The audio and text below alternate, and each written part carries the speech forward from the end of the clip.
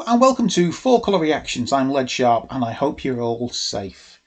I know it's been a long time since the last video, but I finally finished my PGCE so I can now teach. Woo! I am going to be launching my business concerns and hopefully my small press comic to boot. I've also got more time now to actually read comics and produce videos, so with any luck I'll be getting one of these out on a bit more regular basis. And I know I keep saying that, but this time it might actually be true. So for this video, I've actually got a positive note for a change. I'm going to be reviewing a comic that has become quite close to my heart, purely because it's based in the same universe as my all-time favourite film, Blade Runner. So my relationship with Blade Runner the film started when I was maybe about 8. And I saw it on TV for the first time. I was all excited because it was Harrison Ford who played Han Solo in Star Wars in a science fiction film. And I couldn't get into it. It was too slow, it was too ponderous for an 8-year-old to appreciate, but as I grew older I got into films like David Lynch's Dune, Terry Gilliam's Brazil and Akira, and I decided to give Blade Runner another visit. I am so glad that I did, because the atmosphere, the plot, the characters, the story, the themes, all of this is enhanced not just by the spectacular design and the beautiful soundtrack by Vangelis, but the underlying themes have a deep impact in today's society. The essentials are that human beings are just surviving. They live in this dilapidated world that's irradiated, made of plastic and steel, and they live day by day with what they can find. They've created these replicants, these androids, that have 4-year lifespans, and because of that the replicants rebel. They want more life. And while they're trying to get that life, they live their life. They exist in that 4 years, a lifetime of memories and passion and love. And they basically show humans up. Humans are quite clearly jealous of this. They can't take the fact that they've actually made something that's better than them. More human than human, the motto of the Tyrell Corporation. So because of this, I've tended to get anything that's Blade Runner. I have the VHS, I have the DVD, I've got the Blu-ray, the game, the soundtrack.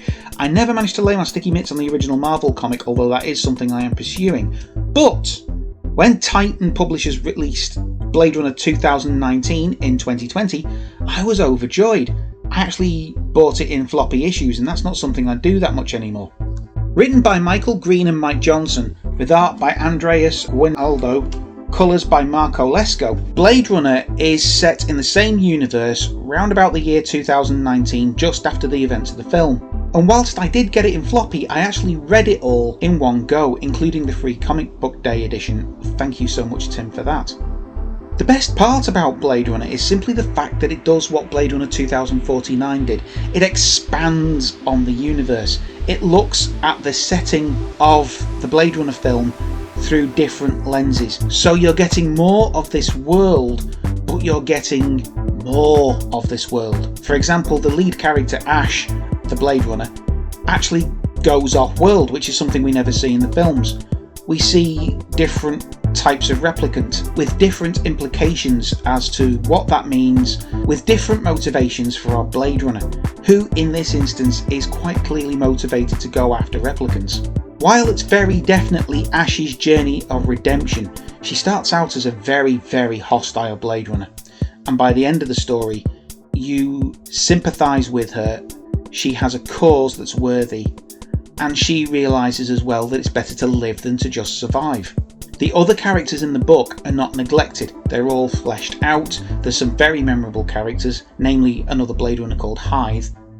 The villain of the piece is different from Tyrell, but carries the same aspects. For example, the inscrutable spectacles, the narcissistic edge, the I'm better than you attitude. Now, as strong as the writing is, a book like this lives and dies on its artwork.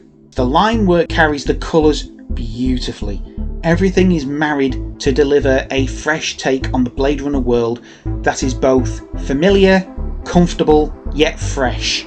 The colours are washes that accentuate the dirty neon atmosphere of Blade Runner's world. All the off-world scenes are integrated to feel like they could have taken place in the film, and yet there's enough material here to make it feel like you're exploring further than the streets of Chinatown from the first film. Whilst occasionally you do get a panel that does look like it's been lifted from the films, namely a lot of the spinners are obviously lifted from designs in the film. That's mainly used at the beginning of the book alongside new material to cement your mind in this world. If you're familiar with the film, you'll have seen those panels before and you will immediately be transported to this rich, lived-in universe. Blade Runner 2019 is the journey of the titular Blade Runner, Ash, her redemption, her growth, and her learning to live. And it's easily in my top 10 all-time favourite comics. It could be number one, but I still have hang-ups about licenses. The original material, for me, has to come from comics, not the source material, in this case being a film. That being said, the simple fact that it's got into my top 10 being a licensed product is an exemplar of its quality. So there you have it. A positive review about a comic on 4-Colour Reactions for a change. A comic that I would genuinely run back into a burning building to rescue. A comic that's probably in my all-time favourite top 10 list. This is not going to make number one despite the film being my all-time favourite movie, purely because it's still a licensed property. A comic that gets to number one has to be kind of from the medium. And licensed comics still have to overcome certain hurdles in order to be their own entity. And despite this actually managing that, it's still licensed. It still has that hink in my head. It's my thing. I have to live with it. Anyway. So, I'm loving my new rig. This is how I teach online. So I thought I'd be using it for this as well. It works great. I look a little large, but that's because I'm sat in a nice comfy chair. I'll probably work on the actual positioning of things at a later date, but other than that, this is working perfectly. Microphone's great, camera's great. I no longer have wobble. I no longer have the in and outy thing because I'm using a proper web camera for a change and not my phone. Despite the quality being okay. Oh, hello, slight wobble purely because I knocked the arm, but if I let go, the wobble's gone because it's not attached to my chair.